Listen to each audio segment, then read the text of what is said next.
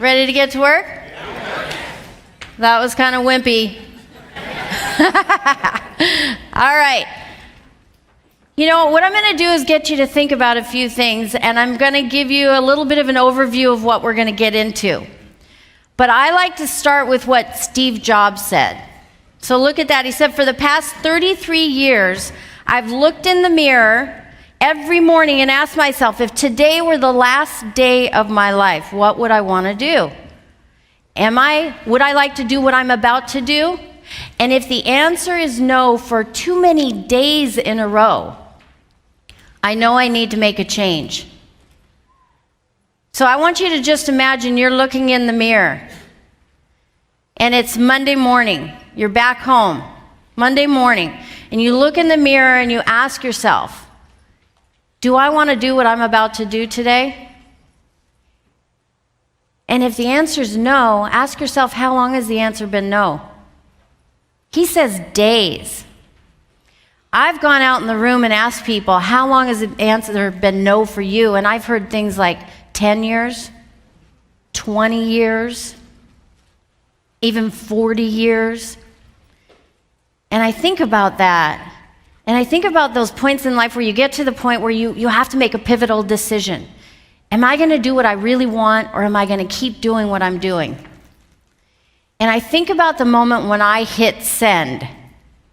Now, what I'm talking about there is I had been, well, first, when I went to that seminar in 2006, I swear my head was chopped off, shaken all around. When I came into that seminar room, I thought everything was going pretty good in my life. And I wasn't really thinking about what I wanted to get out of the seminar other than learn some leadership skills. And then Bob just took me on this whole different path. And he kept asking, what do you want? What do you really want? And something about the way he was asking it, the energy he was putting out, and how he kept telling us, you can have anything you want. You can be anything you want. And I started to build a belief that that was the case. So maybe the third time he said, what do you really want? And I opened my book, seminar book, and I wrote in teeny tiny print, I want to be Bob Proctor's closest advisor. I want to be in the inner circle of this company. And I want to create a program with him to bring into the boardrooms and executive offices that I'd been in for almost 2 decades before I ended up in that seminar. I was doing bank mergers and acquisitions, forming banks and other financial institutions, doing IPOs, and I loved the work I was doing, but in this seminar, I just got this idea that there was a bigger purpose for me, that I could make a bigger impact, a much, much, much bigger impact. So I wrote this down, and what did I do? I slammed the book shut. I had written it in teeny tiny print so no one could see it. I wouldn't share with anybody at my table, and the mental chatter that was going on in my head was just insane. Who do you think you are? Bob Proctor doesn't even know who you are. He's got a great team. Why would he need you? You don't know anything about personal or corporate development. How are you going to do this? What about your 401k? And you're an equity partner in your law firm. They can't kick you out. You get profits for the rest of your life. Why would you leave that? And then I could hear my dad, Sandra, be prudent, because he was a client at the time. I practiced on Wall Street, and then I practiced with my dad for about 4 years before he became a client. And oh my gosh, when I was thinking, what would your dad think? Oh my gosh. And I could just hear his voice. Sandra, why would you give all that up? I remember one time I asked Bob a little ways down the road after the seminar, and I said, gosh, I wonder what my dad will think that I'm thinking about leaving the law. And he looked at me, he goes, how old are you? And I'm looking at him baffled, like, why is he asking me how old I am? I didn't even get it. And he asked me again, how old are you? I'm like, oh, wow, yeah. Why am I wondering what my dad's gonna think about this? But by the end of the weekend, I fell in love with this so much. And fast forward, created the program, started volunteering with the company, and then in December of 2008, Bob asked me to come in and run the companies as CEO. And there were 19 companies. It was a big challenge that I was taking on. I said, yeah, this is a great opportunity. And he said he would do everything I said. So I said, okay, I'm going to do this. But I kept heading up my practice group in the law. I kept practicing law. I kept working on the program that we finally released in April 2009. And one day in May of that year, 4.5 months after I took over as CEO, Bob comes up to me and goes, "What are you doing?" And I'm like, "What? I can do it all. I can practice law, I can work on this program. I've got this." And he looks at me with that Bob Proctor look, just, glaring in my eyes, and he's like, "What are you doing?" He goes, "Are you in or are you out?" And he said it in that voice like, I knew I had to make a choice. And I had already written the letter that I was going to send to all my clients, my colleagues, even my dad. And I had this letter, and I had it queued up, and it was going to over 2,000 people. And I would look myself in the mirror, and I would say, do you want to do what you're about to do? Drive down to the high-rise in Seattle, go up there and work on these deals that I used to love working on, but now I saw a bigger purpose? And the answer was no, and it had been no for quite a while. But I couldn't hit send. I froze. And so I called Bob, and I said, "I wrote this letter, I have it queued up, but I can't hit send."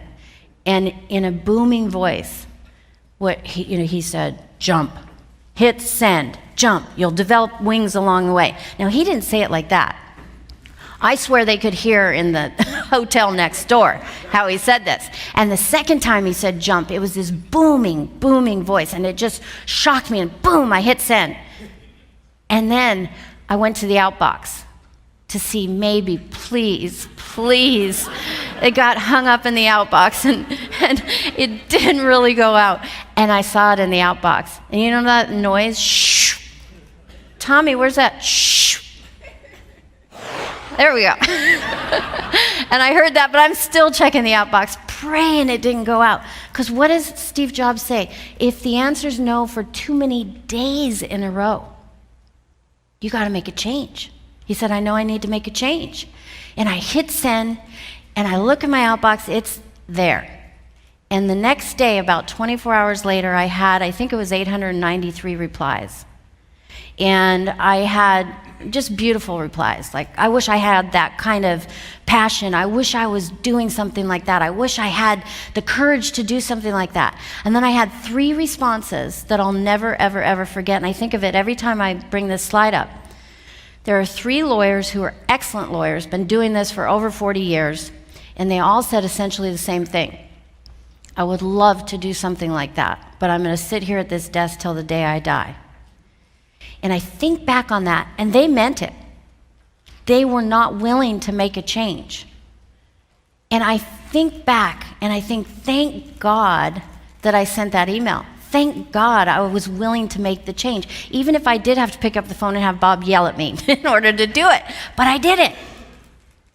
You got to be willing to make a change. You have to make room for the good you desire.